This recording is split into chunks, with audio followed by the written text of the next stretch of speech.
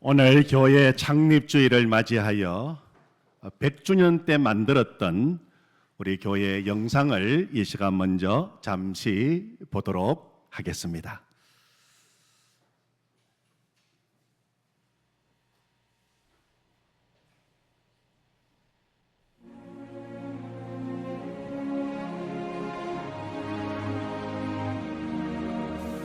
(100년) 전 하나님께서는 이 땅에 대구 칠성교회를 세우셨습니다.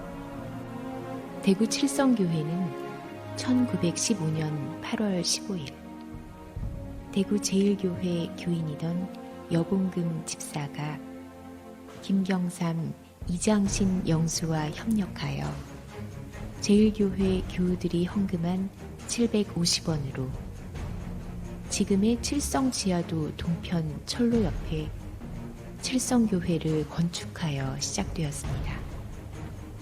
이희봉 목사를 비롯해 박락현 주사, 연봉남 목사, 방혜법 목사, 정재순 목사, 양창원 목사, 신우식 목사까지 민족의 어둡고 힘들었던 1930, 40년대를 일제의 탄압과 신사참배의 억압에도 불구하고 믿음을 지키며 칠성교회는 민족을 비추는 빛으로 이 땅에 서 있었습니다. 1945년 8월 15일 하나님의 은혜로 우리 민족은 해방을 맞았고 신우식 목사와 교인들은 1950년 1월 칠성동 2가 181번지에 있던 적산가옥을 불화받아 교회당으로 개조해 칠성교회의 새로운 시대를 꿈꾸었으나 그 기쁨도 잠시 6.25 전쟁 민족상잔의 아픔을 맞습니다.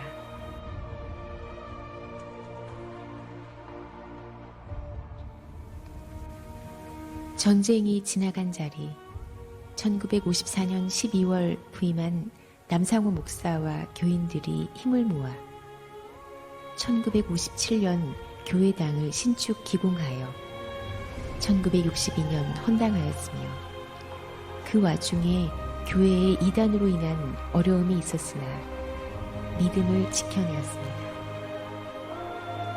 1962년 11월 임시당회장으로 김삼도 목사 심우, 1964년 4월 윤기호 목사 부임과 11월의 위임으로 교회는 안정을 되찾았습니다.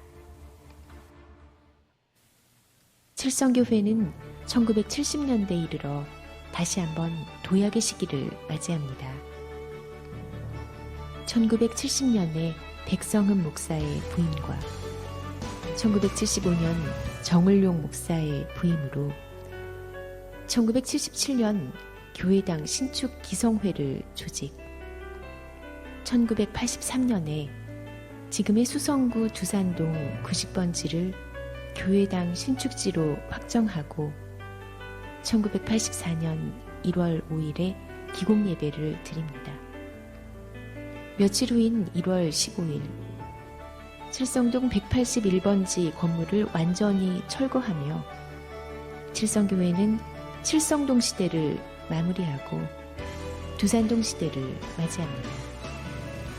1985년 10월 30일 두산동 교회가 신축 완공되었고 1988년 11월 13일 새성전 헌당식을 드리며 그 이후로 칠성교회는 지금까지 이 땅을 비추는 빛으로 이곳에 서 있습니다.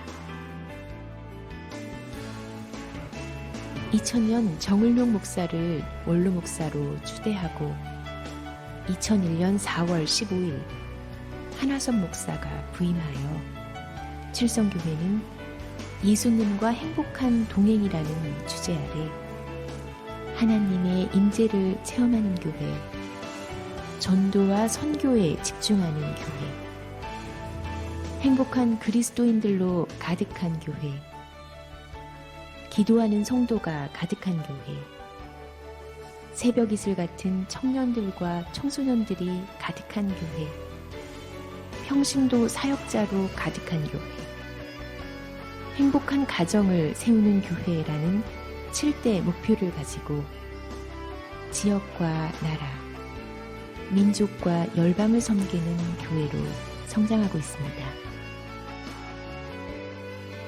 대구 칠성교회는 100년의 역사를 지나오면서 수많은 믿음의 사람들을 세웠고 교육, 친교, 선교, 봉사라는 교회의 역할을 충실히 감당하기 위하여 구체적인 사역과 사업을 펼치게 되었습니다. 우리 모두는 칠성교회 100년 역사의 증인이며 다음 100년을 이어갈 일꾼입니다. 칠성교회의 100년 역사는 하나님께 예배드린 100년이요, 복음을 전한 100년이요, 예수님과 동행한 100년이었습니다. 이 모든 것이 하나님의 역사이며 하나님의 은혜입니다. 모든 영광을 하나님께 드립니다.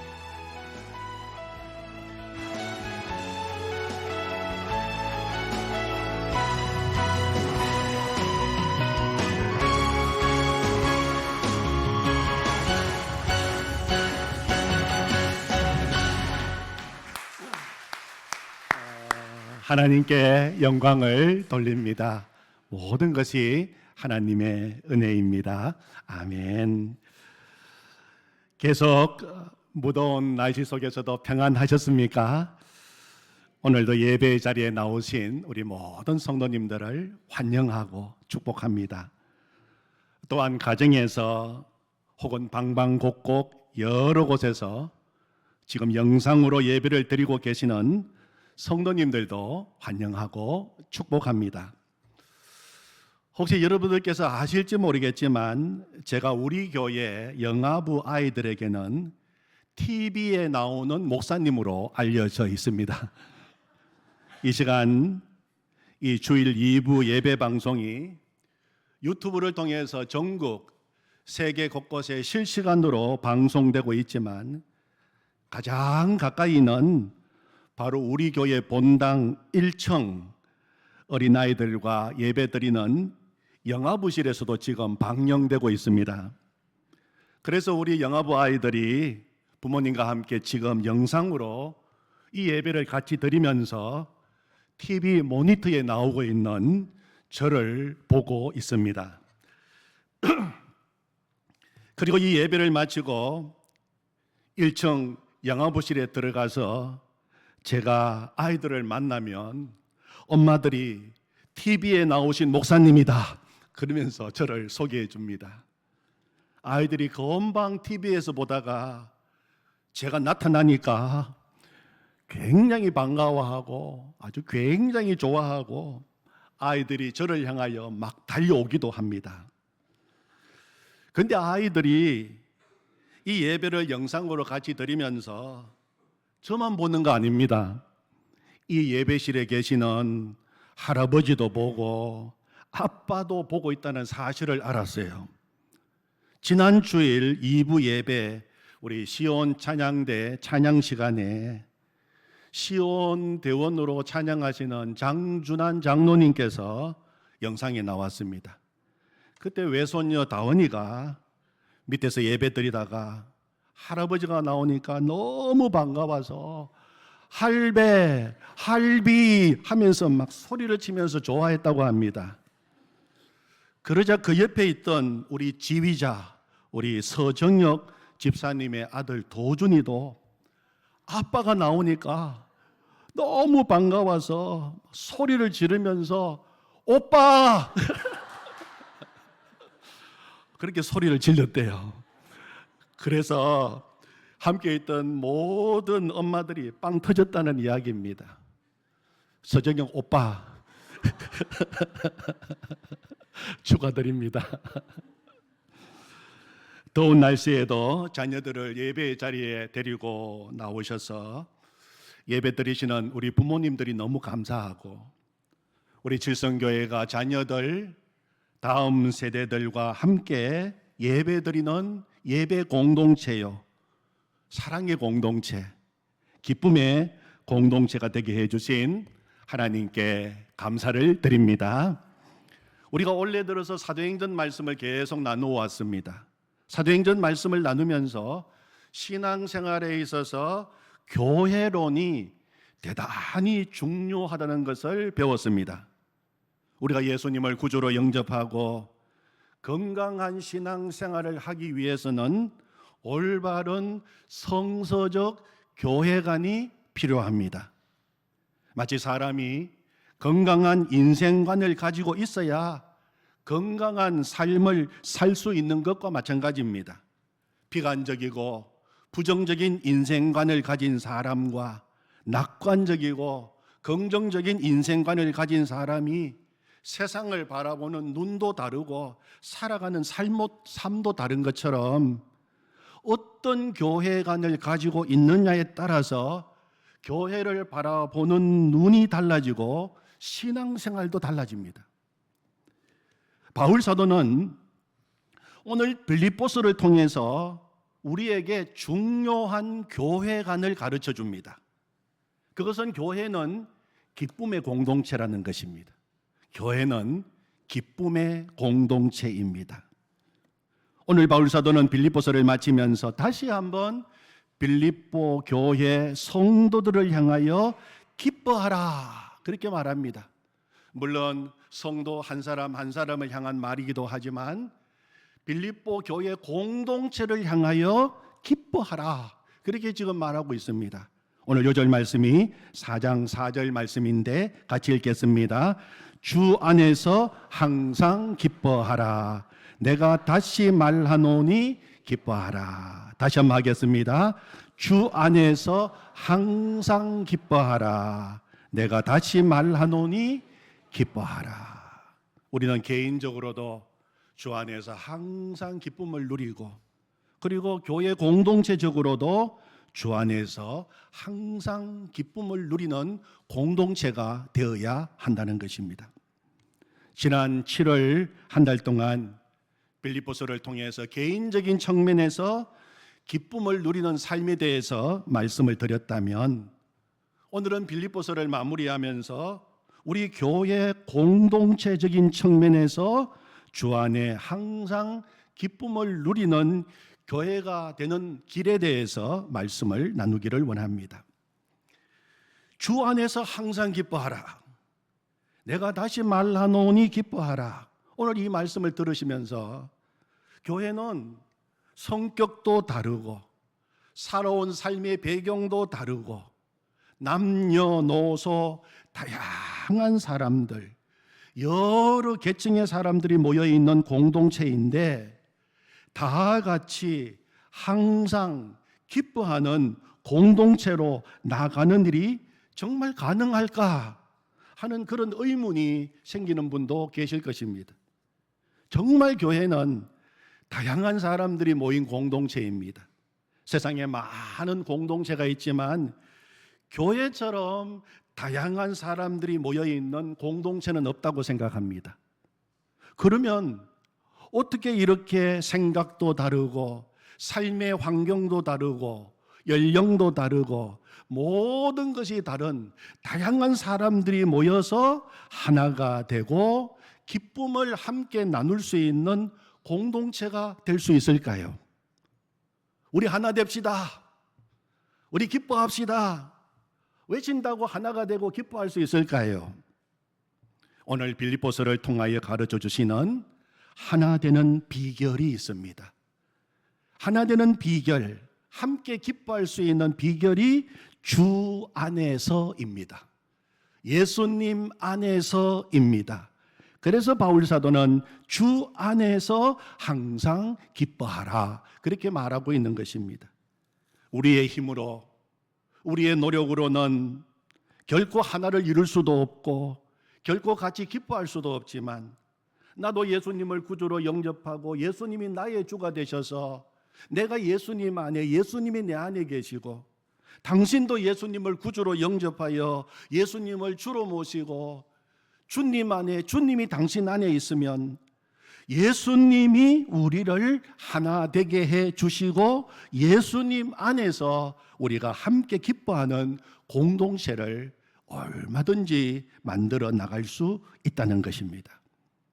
오늘 읽은 말씀에 보면 주 안에서 항상 기쁨을 누리는 공동체가 되는 방법을 말하는데 그것은 서로 관용을 베푸는 것입니다. 관용을 베푸는 것입니다. 주 안에서 항상 기뻐하라. 그렇게 말한 바울 사도는 이어서 5절에 보면 이렇게 말합니다.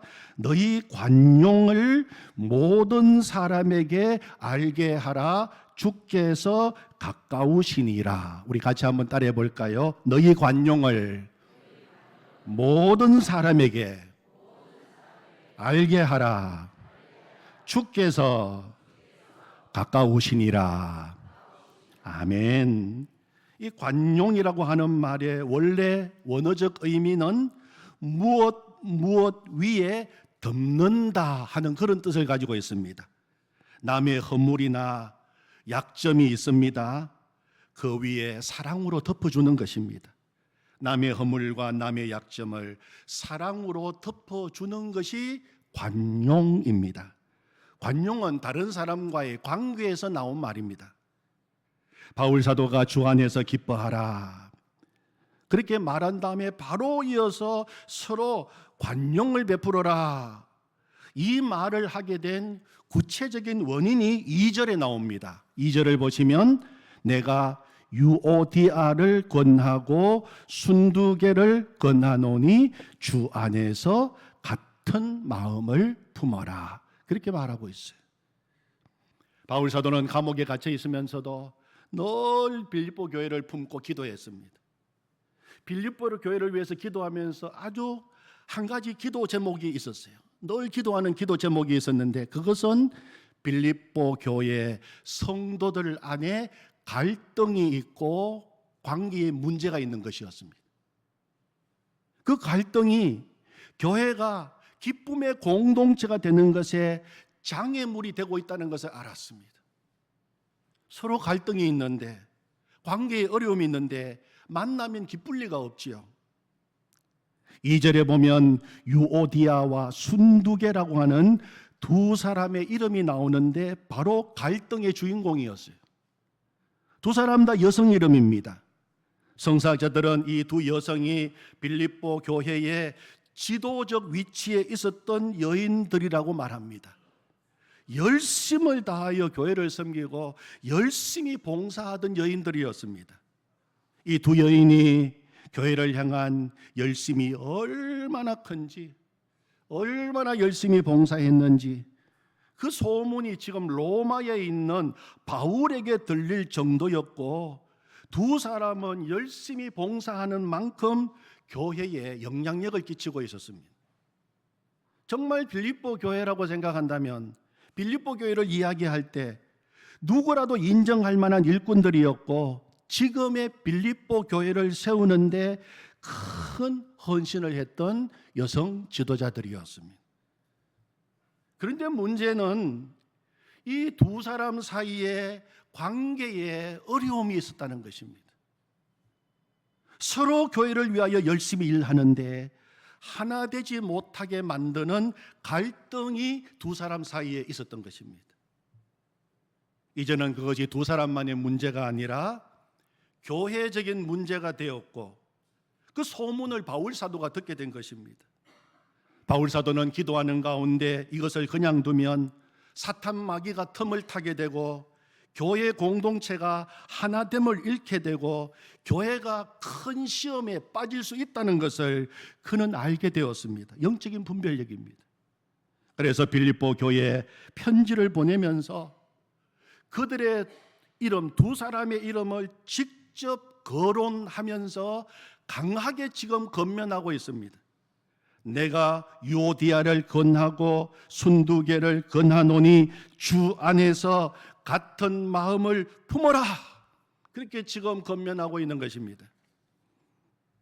이 두 사람이 관계의 어려움을 해결하고 갈등을 풀기 위해서 품어야 하는 마음, 같은 마음을 품으라고 이야기했어요.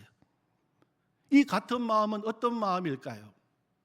이미 바울 사도는 빌립보서 2장에서 말한 적이 있습니다.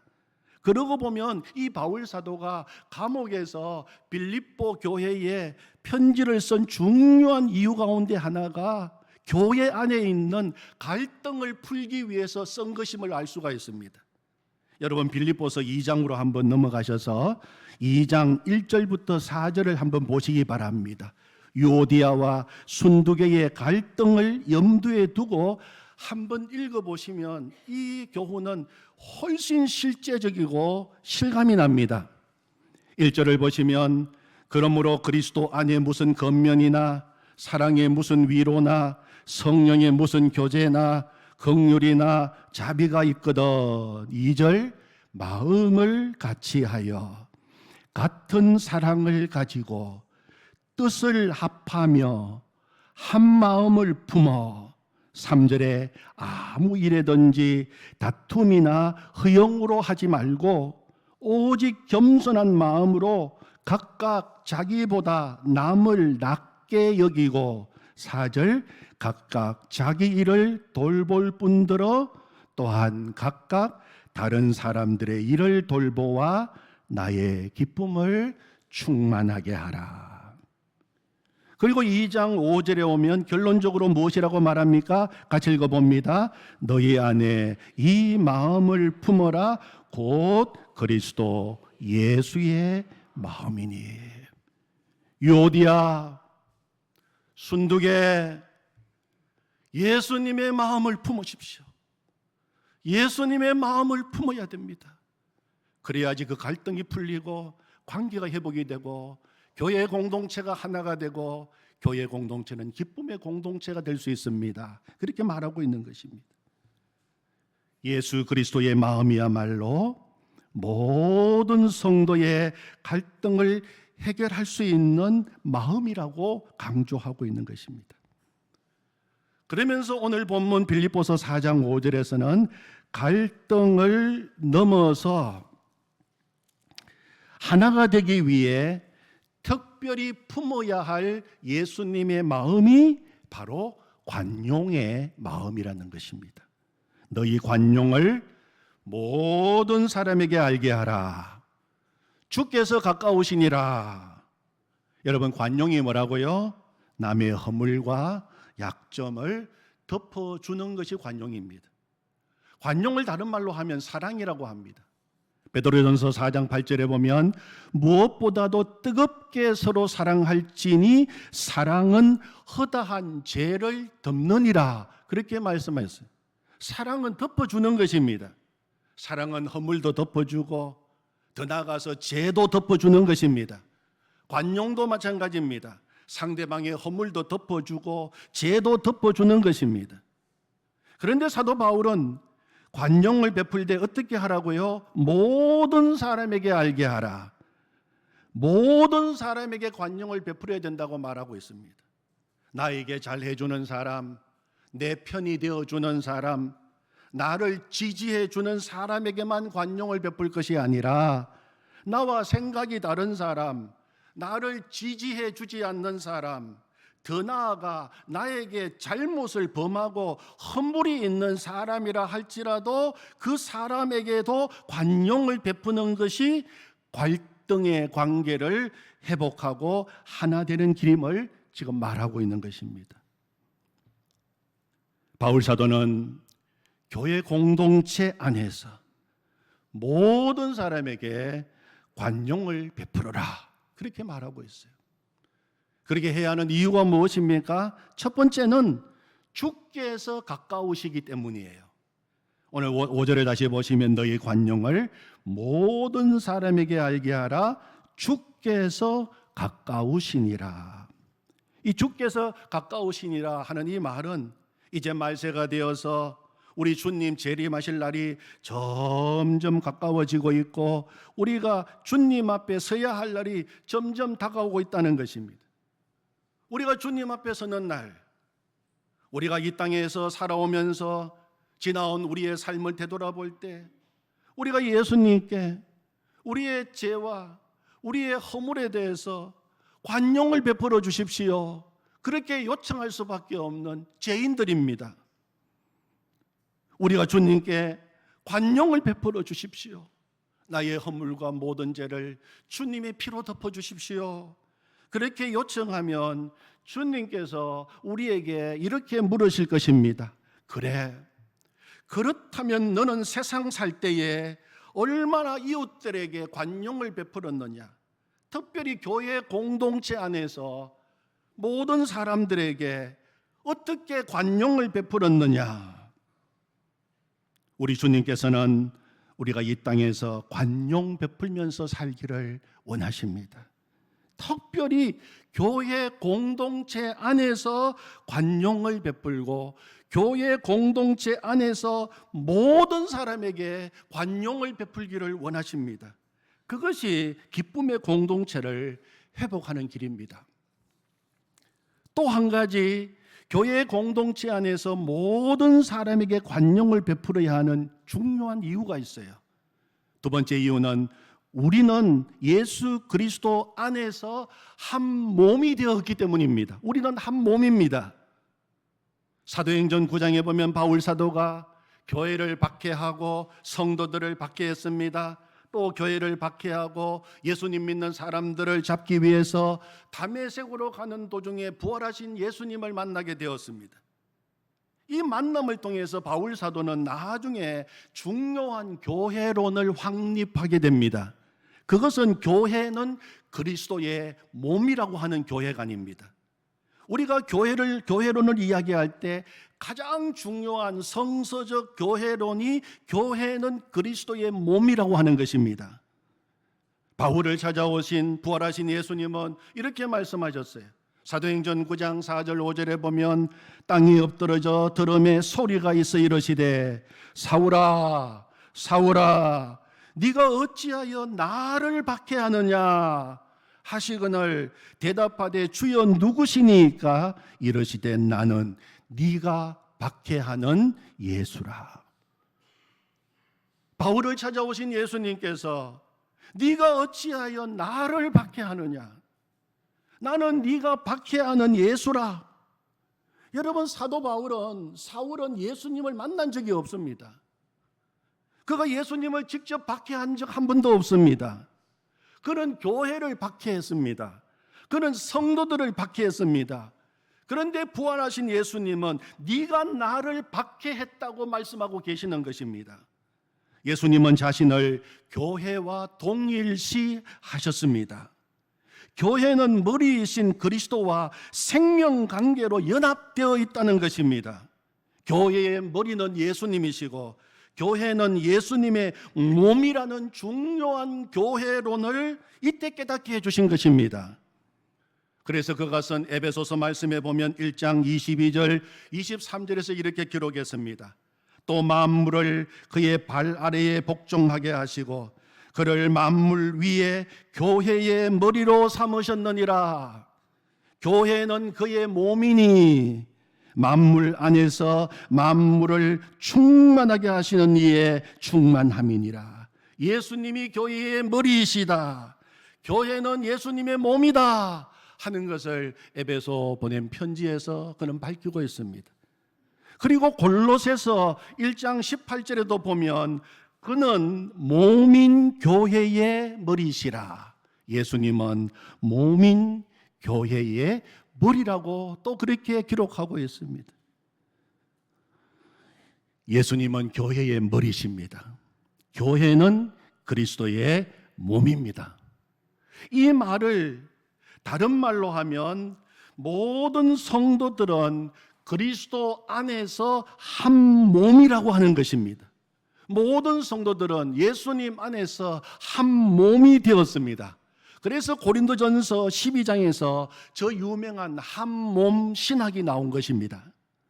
고린도전서 12장 12절 이하에 보면 몸은 하나인데 많은 지체가 있고 몸의 지체가 많으나 한 몸임과 같이 그리스도도 그러하니라. 몸은 한 지체뿐만 아니라 여럿이니 몸 가운데 분쟁이 없고 오직 여러 지체가 서로 같이 돌보게 하셨느니라. 만일 한 지체가 고통을 받으면 모든 지체가 함께 고통을 받고 한 지체가 영광을 얻으면 모든 지체가 함께 즐거워하느니라. 너희는 그리스도의 몸이요 지체의 각 부분이라. 아멘. 여러분, 몸이 건강하려면 한 부분만 건강해서는 안 됩니다. 모든 지체가 다 건강해야 됩니다. 몸의 각 지체는 더 귀하거나 덜 귀한 것이 없습니다. 우리는 다 그리스도의 몸된 교회의 지체입니다. 다 귀한 지체입니다. 서로 비교하거나 그러므로 경쟁할 필요도 없습니다. 서로가 서로에게 너무 소중한 존재인 것입니다. 서로가 서로에게 없어서는 안 될 필요한 존재입니다. 당신이 없으면 내가 있을 수 없는 관계인 것입니다. 그러므로 우리는 서로에게 관용을 베풀어야 하는 것입니다. 예수동행 일기 세미나에 참가하게 되면 박리브가 사모님이 나눔방에 대해서 강의를 꼭 하십니다. 저는 사모님의 그 강의를 여러 번 들었습니다. 그 강의를 들을 때마다 흐르는 눈물을 감출 수가 없었습니다. 사모님은 강의를 하면서 교회는 정말 그리스도의 몸입니까? 교회는 정말 그리스도의 몸입니까? 질문을 던지십니다. 사모님은 많은 성도들을 섬기시면서 교회는 가족이다. 우리 가족입니다. 교회는 가족이라는 말도 솔직히 너무 감당하기 벅찰 때가 많았다는 것입니다. 교회 공동체 안에 사랑을 부어도 끝이 없고 포기하고 싶고 정말 징글징글한 가족들도 있었지만 가족이기에 포기할 수 없었던 수많은 일들을 눈물로 간증하셨습니다. 가족을 내가 선택하지 않았어도 한 가족이 되었기에 이제는 한 가족이기에 포기할 수 없고 끝까지 안고 가야 하듯이 교회는 그 누구도 포기할 수 없는 가족이라고 눈물로 간증하셨습니다. 그런데 교회는 한 가족이다 하는 말도 너무 감당하기 어려운 말이었고 감당하려고 그렇게 몸부림쳤는데 하나님 말씀에 보니까 교회는 가족을 넘어서서 한 몸이라는 것입니다. 한 몸이기에 마음에 안 든다고 잘라낼 수는 없는 일 아닙니까?